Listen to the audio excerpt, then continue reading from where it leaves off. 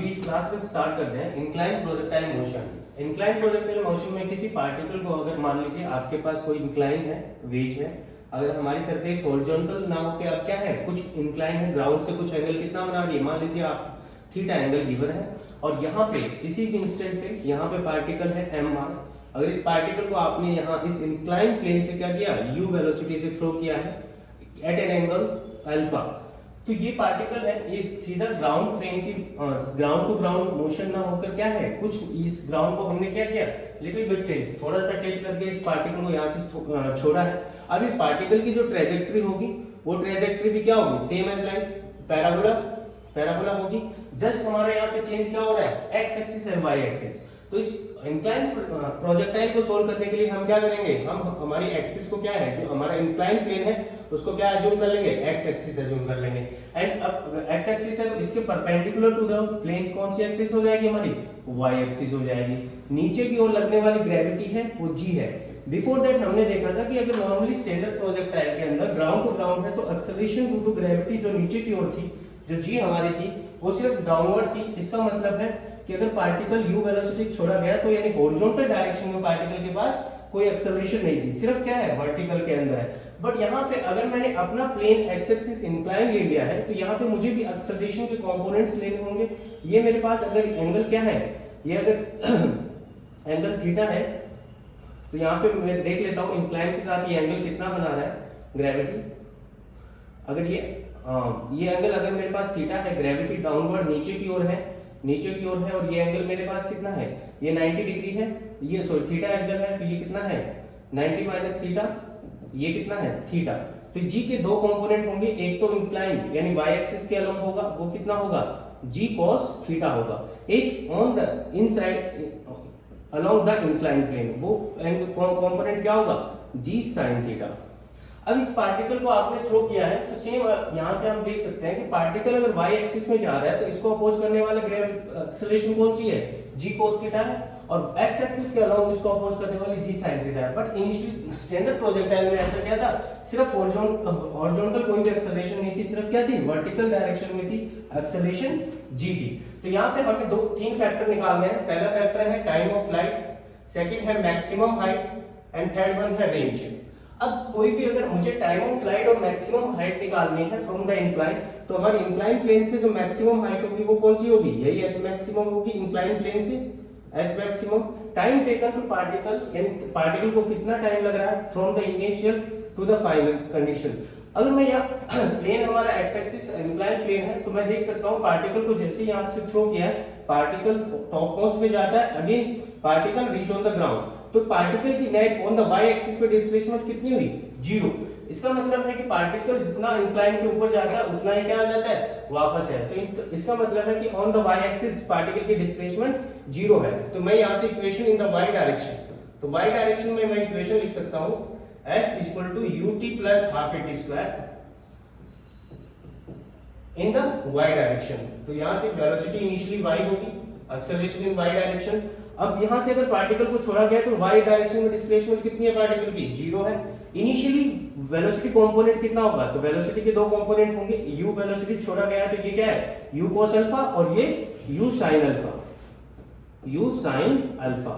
तो यहाँ initially y direction में पार्टिकल ऊपर की तरफ है, साइन कन्वेंशन है, ऊपर की तरफ जो कंपोनेंट होंगे वो क्या होंगे पॉजिटिव होंगे, नीचे की तरफ होने वाले कंपोनेंट नेगेटिव होंगे, राइट में पॉजिटिव होंगे, लेफ्ट में क्या होंगे नेगेटिव। तो जो y डायरेक्शन का इनिशियल कंपोनेंट है वेलोसिटी का वो कितना है हमारे पास u sin alpha into time t, कि पार्टिकल को कितना टाइम लग रहा है, we assume t total time of flight plus acceleration half into acceleration into a। यहाँ पे एक्सेलरेशन इन y डायरेक्शन है, y डायरेक्शन में एक्सेलरेशन इन डाउनवर्ड है कितनी है g cos अल्फा, तो minus of half g cos alpha into time total time t square.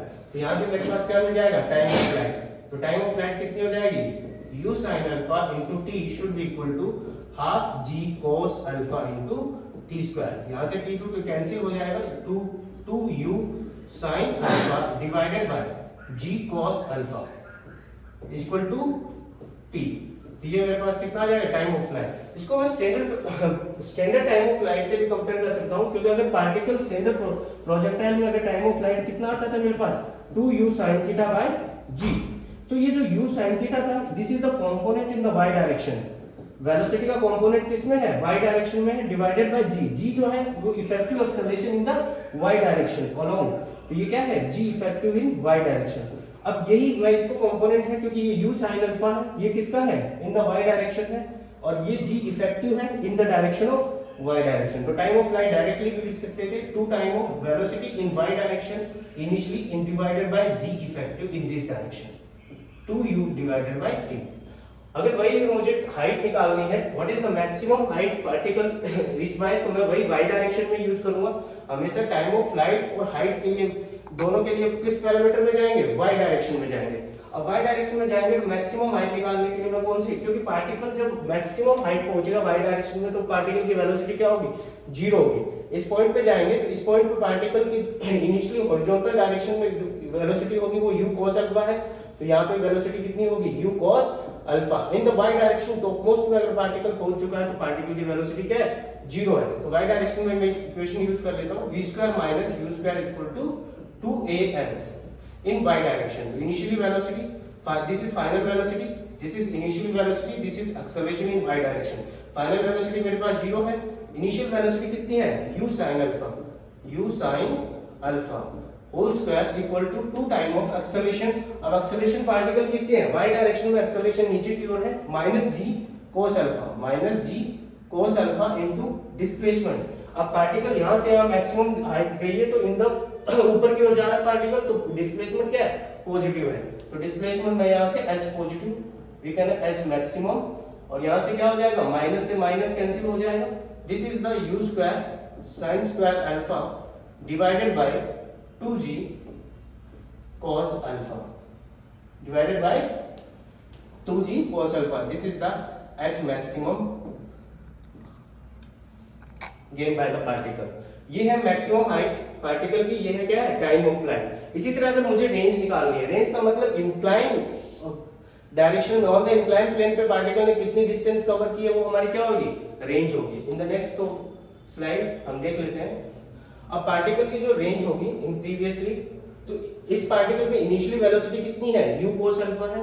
इस direction में ऑफ कोर्स इस डायरेक्शन में यहाँ वहां पे हमारे पास एक्सेलरेशन, स्टैंडर्ड प्रोजेक्टाइल में एक्सेलरेशन 0 होती थी हॉरिजॉन्टली, पर यहाँ पे एक्सेलरेशन का कंपोनेंट है क्या है हमारे पास? g sin theta. तो इसी को यूज करते हैं हम x डायरेक्शन में इक्वेशन लिख सकते हैं। पार्टिकल की अगर मुझे रेंज निकालनी है in x direction, x equal to ut plus half a t square. Time of flight already हमने निकाल चुके हैं। एक्सेलरेशन इन x डायरेक्शन में एक्सेलरेशन हमारे पास कितनी आ रही थी यहाँ से? g sin theta in the negative, क्योंकि अपोजिट डायरेक्शन में है, पार्टिकल पॉजिटिव राइट की ओर जा रहा है तो एक्सेलरेशन अपोज कर रही है g sin थीटा से। तो यहाँ से एक्सेलरेशन कितनी है? -g sin theta. Time of flight हम लोग ऑलरेडी निकाल चुके हैं इन द प्रीवियस पेज। अब डिस्प्लेसमेंट ऑफ रेंज है पार्टिकल, इनिशियली वेलोसिटी इन x डायरेक्शन, ये हमारे पास कितनी हो जाएगी? ux जो होगी वो u cos थीटा। तो इन पैरामीटर्स को यूज करते हैं हम न्यूमेरिकली क्या है? रेंज निकाल लेंगे। Thank you so much.